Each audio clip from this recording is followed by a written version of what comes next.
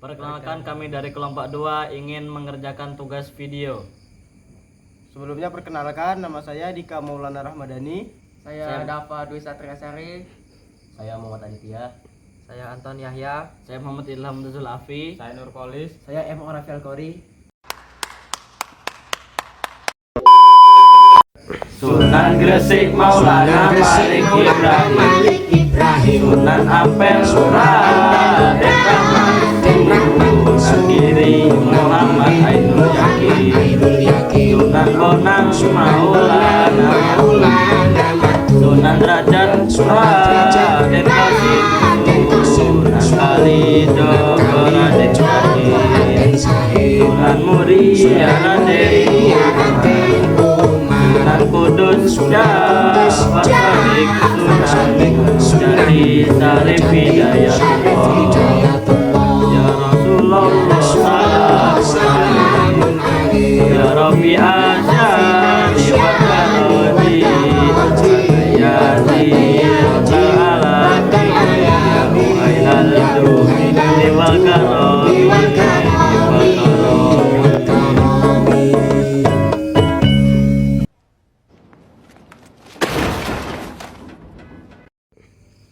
Beberapa metode dakwah Sunan Gresik diantaranya yang pertama pendekatan kultural dan adaptasi lokal. Sunan Gresik menggunakan pendekatan yang sesuai dengan budaya dan tradisi lokal. Dia menghargai adat istiadat masyarakat setempat dan tidak memaksakan perubahan secara drastis. Yang kedua, teladan pribadi. Sunan Gresik menunjukkan keteladanan melalui perilaku sehari-hari yang jujur, adil dan penuh kasih sayang. Yang ketiga, pendidikan dan pengajaran. Dia mendirikan pondok pesantren sebagai pusat pendidikan agama.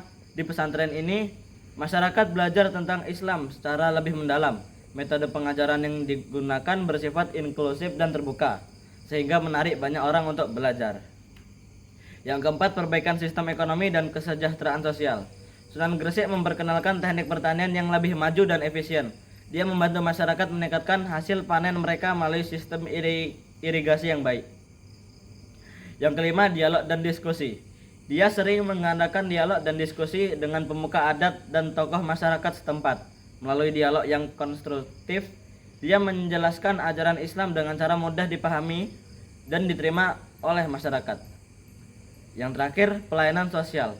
Sunan Gresik aktif dalam berbagai kegiatan sosial seperti memberikan bantuan kepada fakir miskin dan menyembuhkan orang sakit. Kegiatan pelayanan sosial ini menumbuhkan rasa simpati dan keterikatan masyarakat kepada ajaran Islam. Yang kedua ada Sunan Ampel. Sunan Ampel berdakwah dengan metode yang bijaksana dan sesuai budaya lokal. Yang pertama, pendekatan budaya, menyesuaikan dakwah dengan tradisi lokal. Yang kedua, mendirikan pesantren. Pesantren Ampel Denta sebagai pusat pendidikan Islam. Yang ketiga, konsep Mohlimo, menjauhi 5 keburukan. Yang pertama, judi, mabuk, mencuri, narkoba, dan zina. Yang keempat, dialog dan diskusi, berdialog dengan masyarakat secara rasional. Yang kelima, strategi pernikahan, mempererat hubungan melalui pernikahan. Yang keenam, mengajarkan akhlak mulia, fokus pada pembentukan moral masyarakat. Yang ketujuh, yang terakhir, pembangunan masjid, mendirikan Masjid Ampel sebagai pusat dakwah. Metode ini membuat Islam diterima dengan damai di Jawa. Sunan Giri. Sunan Giri menyebarkan Islam dengan metode kreatif yang mengintegrasikan budaya lokal, seperti menciptakan permainan anak-anak, yaitu jelungan, cuplak-cuplak suweng, dan jamuran, yang menyisipkan nilai-nilai Islami. Beliau juga menggunakan lagu rakyat untuk mengajarkan moral, mendirikan pesantren sebagai pusat pendidikan agama, dan memanfaatkan diplomasi dalam hubungan dengan kerajaan untuk menyebarkan Islam secara damai dan strategis. Sunan Bonang. Sunan Bonang menggunakan berbagai teknik dakwah untuk menyebarkan agama Islam, diantaranya kesenian dan kebudayaan. Sunan Bonang menggunakan kesenian dan kebudayaan untuk menarik perhatian masyarakat. Ia menciptakan tembang-tembang Jawa, sastra sufistik, dan wayang. Ia juga menciptakan alat musik gamelan Jawa yang bernama bonang, yang dimainkan sambil menyanyikan tembang. Yang kedua, akulturasi budaya. Sunan Bonang melakukan pendekatan dakwah dengan cara mengakulturasikan budaya. Ia juga mengubah nama-nama dewa Hindu menjadi nama malaikat dan nabi. Yang ketiga ada ilmu kebatinan. Sunan Bonang mengembangkan ilmu zikir yang berasal dari Rasulullah SAW dan menggabungkannya dengan keseimbangan pernapasan. Ia juga menciptakan gerakan-gerakan fisik yang diambil dari huruf hijaiyah. Yang terakhir ada pendidikan agama. Sunan Bonang memberikan pendidikan agama Islam kepada Raden Patah, putra Raja Majapahit Prabu Brawijaya V. Catatan pendidikannya dikenal dengan nama Suluk Sunan Bonang atau Primbon Sunan Bonang.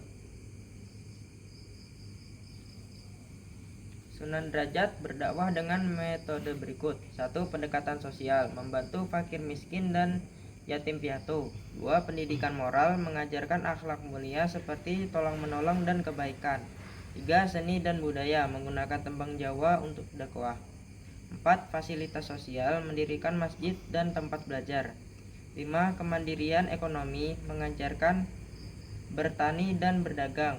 6. Nilai kemanusiaan, menekankan penghormatan terhadap sesama. Metode ini menonjolkan Islam sebagai agama yang peduli dan membawa kesejahteraan.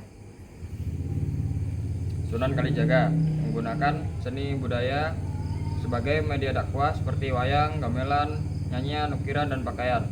Menggunakan wayang kulit yang populer di masyarakat Jawa. 2. Mengiringi pertunjukan wayang dengan gamelan, nyanyian, dan pakaian tradisional Jawa. Yang ketiga, mengganti ukiran manusia dan hewan dengan ukiran ayat-ayat Al-Quran. Yang keempat, menciptakan lagu-lagu seperti ilir-ilir, budul-budul bacol, gendung leksa, likungi, likserungi, dan suluk likluk. Yang kelima, menciptakan baju takwa yang melekat pada kebudayaan Jawa, yaitu blangkon dan surjan. Yang terakhir, mengadakan perayaan seperti grebek dan sekaten. Metode dakwah Sunan Muria. Yang pertama, menitik beratkan rakyat jelata. Dalam menyebarkan agama Islam, Sunan Muria lebih memusatkan pada rakyat jelata dan bukan kaum bangsawan. Beliau lebih senang mengasingkan diri bersama rakyat jelata dibandingkan tinggal di pusat kerajaan Demak. Metode dakwah beliau sering disebut dengan topengeli, yang berarti menghanyutkan diri dalam masyarakat. Sementara itu, agar bisa berbaur dengan masyarakat sekitar pegunungan tersebut, beliau kerap memberikan keterampilan untuk para pelaut, nelayan, pedagang, dan rakyat jelata. Beliau bisa mengumpulkan mereka yang notabene adalah pekerja yang sulit untuk meluangkan waktu belajar agama. Jadi, dengan memberikan keterampilan, Sunan Muria dapat dengan mudah menyampaikan ajaran Islam kepada mereka. Yang kedua, dakwah menggunakan akulturasi budaya. Meskipun Sunan Muria diterima dengan baik oleh masyarakat, bukan berarti proses dakwah beliau berjalan dengan lancar. Kebanyakan penduduk di kawasan Gunung Muria masih menganut kepercayaan turun-temurun yang sulit untuk diubah. Sunan Muria menggunakan metode dakwah bil hikmah, yaitu dengan cara bijaksana dan tidak memaksa. Yang ketiga, mempertahankan kesenian gamelan dan wayang. Sunan Muria juga tetap mempertahankan alat musik daerah seperti gamelan dan kesenian wayang. Untuk media dakwahnya, beliau tidak mengubah budaya yang ada, namun memasukkan ajaran-ajaran Islam di dalamnya. Beberapa lakon pewayangan diubah karakternya dengan membawa pesan-pesan Islam, seperti kisah Dewa Ruci, Petruk Dadi Ratu, Jimat Kalimasada, Mustakaweni, Semar Ambarang Jantur, dan lain sebagainya. Yang keempat, menciptakan beberapa tembang Jawa. Sunan Muria juga menciptakan beberapa lagu atau tembang Macapat Jawa yang berisi tentang ajaran Islam. Beberapa karyanya yang terkenal yaitu tembang Sinom dan Kinanti. Melalui tembang masyarakat akan dengan mudah menerimanya serta mampu mengingat ajaran Islam yang terkandung di dalamnya untuk bisa diterapkan dalam kehidupan sehari-hari. Sunan Kudus menggunakan pendekatan budaya dan seni serta memanfaatkan simbol-simbol Hindu dan Buddha, seperti membangun masjid Menara Kudus yang merupakan gabungan kebudayaan Islam dan Hindu. Yang kedua, menggunakan sapi sebagai sarana untuk menarik masyarakat datang ke acara dakwah.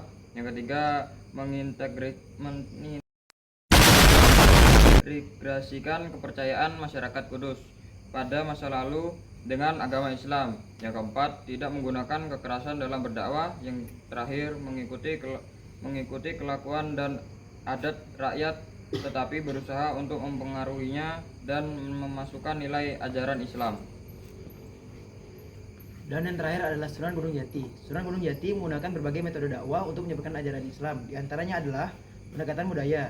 Sunan Gunung Jati menghormati budaya lokal dengan menggabungkan seni arsitektur Islam dan budaya Jawa dalam menara masjid. Toleransi. Sunan Gunung Jati menerapkan toleransi terhadap agama lain seperti Hindu, Buddha yang mayoritas dianut oleh masyarakat Jawa pada saat itu. Setelah itu, dia juga biasanya menyebarkan agama Islam dengan kesenian. Sunan Gunung Jati menggunakan kesenian untuk mengajarkan ajaran Islam seperti wayang, barong, tari topeng, dan gamelan sekaten. Membangun sarana ibadah. Sunan Gunung Jati membangun sarana ibadah dan prasarana ibadah di seluruh wilayah kekuasaannya. Membangun jalur transportasi. Sunan Gunung Jati membangun jalur transportasi untuk memudahkan penyebaran agama Islam. Lalu menikahi gadis setempat. Sunan Gunung Jati menikahi gadis setempat untuk menyebarkan ajaran Islam. Dan yang terakhir adalah mendirikan pesantren. Sunan Gunung Jati mendirikan pesantren sebagai sarana ibadah di daerah Cirebon dan Jawa sekitarnya. Sekian dari kelompok kami. Mohon maaf bila ada salah kata. Sekian. Wassalamualaikum warahmatullahi wabarakatuh.